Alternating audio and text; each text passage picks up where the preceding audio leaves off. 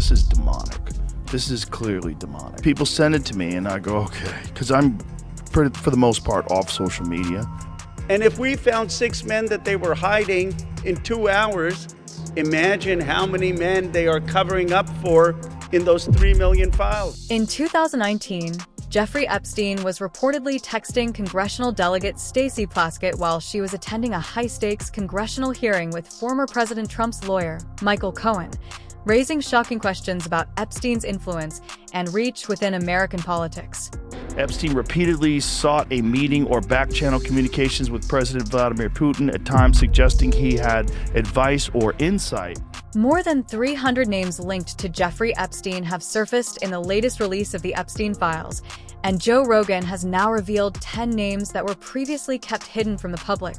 I end this video. We're diving deep into what allegedly happened inside Epstein's private island and aboard his secretive jet, uncovering his reported connections to powerful figures, foreign governments, and the shocking details of how he built his fortune. Secrets that are only now coming to light. What is going on here? New documents show Justice Department documents mention Russia thousands of times, Vladimir Putin over 1,000 times, reflecting extensive Russia-related communications and contacts in Epstein's network. Emails, travel records indicate, so there's real something to it. Epstein made multiple trips to Russia, obtained business visas, had scouts there recruiting young Russian women for him, of course. Similar to his operations elsewhere, the files describe Epstein cultivating ties with Russian political and business elites, acting as a facilitator in deals and introductions, not just sexual encounters. Epstein repeatedly sought a meeting or back-channel communications with President Vladimir Putin, at times suggesting he had advice or insight to offer about dealing with Donald Trump. He had documented ties to at least one former Russian official with a background in the FSB, whom he used to gather information on a woman he claimed was trying to extort his business partners. The Department of Justice released more than 3 million pages of records, nearly 2,000 videos, and around 180,000 images connected to investigations tied to Jeffrey Epstein. But when the files went public, most of them were heavily redacted, with entire sections completely blacked out. Officials claimed the redactions were meant to protect victims. However, critics quickly questioned why the names of alleged co-conspirators were also hidden. Then, just hours after the release, online researchers began uncovering what had been concealed. Unredacted versions of the documents started circulating, allegedly revealing names, details, and even references to videos and images that had been hidden from public view. I just don't think we really knew until we saw those files come out. Yeah. And then you go, oh, well, there's no denying it now. My position on this completely shifted. I thought there's probably some really sick people that have an appetite for that, but I hadn't seen any real evidence for it until these files. And now I'm like, oh, this is demonic. This is clearly demonic. People send it to me and I go, okay, because I'm, for the most part, off social media. But every now and then someone will send me something that I have to look at. I'm like, oh my God. Yeah. And these are emails back and forth. There's one of them where Epstein says, I enjoyed the video. There's these references to pizza, a lot of references to pizza that are 100% some kind of a code. Yeah. And then it brings you back to Pizzagate. Yeah. Joe Rogan recently discussed a shocking email that thanked Jeffrey Epstein for sending an illegal video. While the sender's name was initially redacted, it has now been revealed as Sultan Ahmed bin Salam, the 70-year-old head of the global logistics giant, Dubai Ports World. This revelation exposes yet another high-profile figure connected to Epstein's secretive and disturbing network. Got to talk about Sultan Ahmed bin Sulayem, okay? Resigned as CEO of DP World. This is Dubai's largest port operator. Doesn't help when you have this email, June 2013, from Epstein to bin Sulayem. All I know for sure is that you're one of my most trusted friends in every sense of the word. You have never let me down, not once, not half of once, and I greatly appreciate the time we spend together. This was the response. Thank you, my friend. I am off the sample, a fresh 100% female Russian at my yacht. Epstein responds, 100% Russian or 100% female? Question, if it were once a man and now has, and describes women's private parts, what percentage is it? And bin Sulayem responds, 100% female. Yeah, the messages between the two discuss women, girls, explicit content, business dealings for sure, meetings with world leaders, yeah, and then the video. Where are you? Are you okay? I loved the video. Epstein apparently sent that message in April 2009 to a redacted name, but then you had Representative Thomas Massie, who's been all over this, revealed that this was sent to a sultan. Sultan Ahmed bin Salman lost both his roles as chairman and CEO of Dubai Ports World after being mentioned thousands of times in the millions of pages of records tied to Jeffrey Epstein. At one point, Epstein reportedly called him one of his most trusted friends. The released emails also reveal that Epstein introduced Sultan to high-profile international figures in politics and business, and that he even gave the Prince of Wales a tour of DP World's London Gateway port in 2016. This isn't the first time Sultan's name has surfaced in connection to Epstein. Just last week, two U.S. lawmakers, Ro Khanna and Thomas Massie, accused him of being one of 6 powerful men linked to the disgraced financier. Congressman Massie and I went to the Department of Justice to read the unredacted Epstein files. We spent about 2 hours there, and we learned that 70 to 80% of the files are still redacted. In fact, there were 6 wealthy, powerful men that the DOJ hid for no apparent reason. When Congressman Massie and I pointed this out to the Department of Justice, they acknowledged their mistake, and now they have revealed the identity of these 6 powerful men.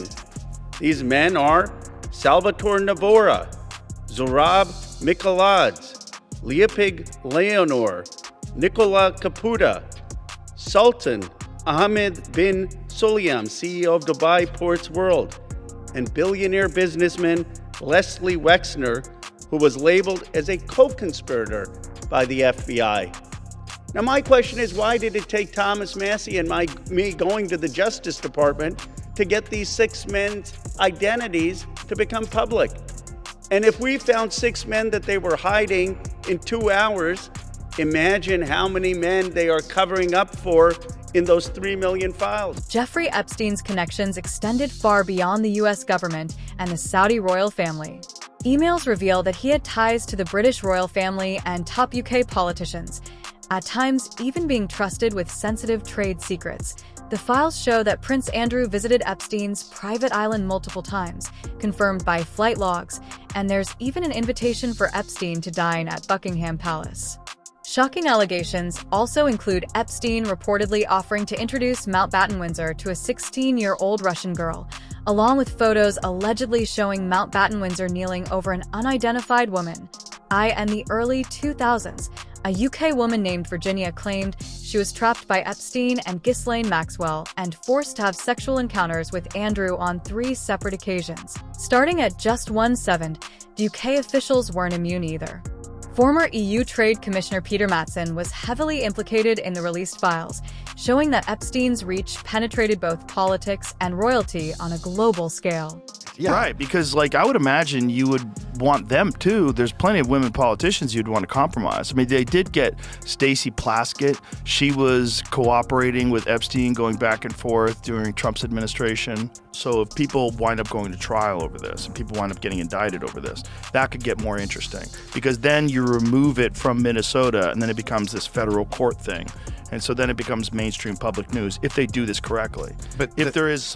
Jeffrey Epstein was texting with congressional delegate Stacey Plaskett while she was sitting in a congressional hearing with President Trump's former lawyer Michael Cohen in 2019. Did they reach out to you to talk with you about these payments? No, ma'am. And documents recently released by the House Oversight Committee now show that Plaskett, a delegate of the Virgin Islands, and Epstein, a resident of the Virgin Islands, were coordinating in real time Plaskett's questioning of Trump's former fixer during the hearing. At 2:24 p.m., Epstein texts, "Cohen brought up Rona, keeper of the secrets." Plaskett responds, "Rona? Quick, I'm up next. Is that an acronym?" Epstein replies, "That's his assistant." About 7 minutes later, Plaskett asked Cohen about Trump's assistant. As Miss Rona, what is Miss Rona's position? Rona Graff is Mr. Trump's executive assistant. And would she be able to corroborate many of the statements that you've made here? Yes, her office is directly next to his, and she's involved in a lot that went on. Though her name was redacted in the document, the Washington Post first reported that the timestamps line up with Plaskett's questioning in the hearing. Plaskett, who was a non-voting delegate, faced a vote to censure her after the text came to light, but it ultimately failed. Plaskett has defended her text with Epstein, saying that she took texts and calls from many of her constituents. I've been a prosecutor for many years. I believe that Jeffrey Epstein had information, and I was going to get information to get at the truth. Having a friendship with him is not something that I would deem to have. Jeffrey Epstein's connections extended far beyond the U.S. government and the Saudi royal family. Emails reveal that he had ties to the British royal family and top UK politicians, at times even being trusted with sensitive trade secrets. The files show that Prince Andrew visited Epstein's private island multiple times, confirmed by flight logs, and there's even an invitation for Epstein to dine at Buckingham Palace. Shocking allegations also include Epstein reportedly offering to introduce Mountbatten Windsor to a 16-year-old Russian girl, along with photos allegedly showing Mountbatten Windsor kneeling over an unidentified woman. In the early 2000s, a UK woman named Virginia claimed she was trapped by Epstein and Ghislaine Maxwell and forced to have sexual encounters with Andrew on 3 separate occasions. Starting at just 17, UK officials weren't immune either. Former EU Trade Commissioner Peter Mattson was heavily implicated in the released files, showing that Epstein's reach penetrated both politics and royalty on a global scale. Latest release of Epstein files uncovered photos of Mr. Mandelson with no trousers on with an anonymous woman, and also revealed the then Business Secretary and Labour MP leaked sensitive UK government tax plans to the convicted offender and advised him to mildly threaten the Treasury over a proposed banker's bonus tax, as well as telling the disgraced financier that he was trying hard to change the policy from within at Epstein's request. The documents also show multiple payments of thousands of pounds from Epstein to the former Labour spin doctor or his husband, one of which was after Epstein's 2008 conviction for soliciting as young as 14 for In a statement last night, Peter Mandelson said he felt regretful and sorry about the new links to Epstein, adding allegations which I believe to be false that he made financial payments to me 20 years ago and of which I have no record or recollection, need investigating by me. While doing this, I do not wish to cause further embarrassment to the Labour Party and I am therefore stepping down from membership of the party. He also repeated a previous apology to the women and girls impacted by Epstein's crimes. The UK, the US, and Saudi Arabia, 3 of the most powerful forces on the planet, were all reportedly within Jeffrey Epstein's sphere of influence. His access to these global elites is staggering. According to multiple sources online, Epstein's strategic positioning suggests he may have been an intelligence asset, a theory Joe Rogan also supports. After all, royal families don't mingle with random financiers unless someone they trust vouches for them. Let's be real. The deeper you dig, the more it looks like Epstein wasn't just a financier. He was playing a game at a level most of us can barely comprehend. Let me just get real and say... if I gun to your head, what do you think your best assessment of what Epstein, who was Epstein, who was he working for? Well, I don't know, right? So I'm just guessing. Everybody wants to say he was working for the Mossad. He very well could have been. He could have been working for the CIA. He could have been a guy who was on his own, but also working with them, right? Like a guy that they used, but they never fully endorsed. Like an asset? Yeah. Yeah. And a guy who could move money around. Right. He definitely... Good at laundering money. The moving money around stuff was very weird because he had money through no way that anybody could ever explain. Yeah. He had an enormous amount of money through no way that nobody could ever explain. Which, you know, if you're state-funded, you're funded by Israel, and Israel's funded by America, and, you know, there's also NGOs and nonprofits, and there's ways to move money around where you can give this guy money. Yeah. So he was like Weinstein, who is an economist, right? Weinstein's a legitimate mathematician. Eric? Yeah. So when Eric met him, his first inclination was he was a fraud. He's a construct. Yeah, a construct. And did he tell you the whole story about the girl sitting on his lap? Yep. So Epstein, while he's meeting with Eric Weinstein for the first time, has a beautiful girl sitting on his lap, and a woman, I shouldn't say girl. He said she was like in her 20s, and she's sitting on his lap, and he's bouncing around, so they're juggling around while he's asking math questions. Yeah, talking serious. So he was obviously nerd fishing.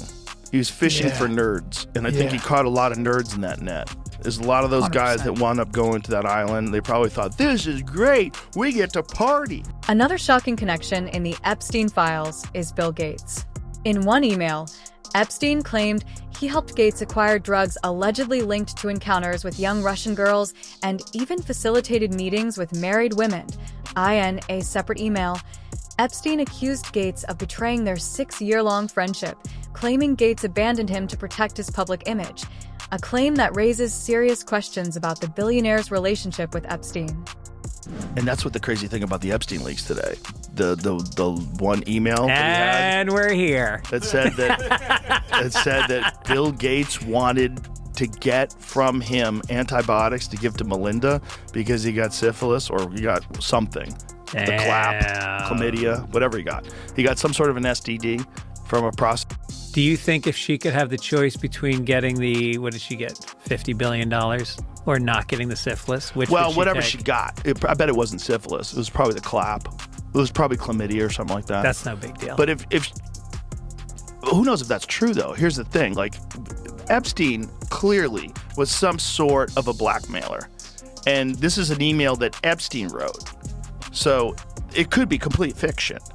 Epstein could have wrote that just to put pressure on Bill Gates for some business deal. Like, who knows? He could have spread rumors and then said that he'll squash those rumors. But these guys are dealing in deception and blackmail, and so you can't, assume that it's true. A spokesperson for Bill Gates dismissed Epstein's claims, calling them absolutely absurd and completely false. They emphasized that the documents only reveal Epstein's frustration over not maintaining a relationship with Gates, highlighting the lengths he was willing to go to entrap and defame others.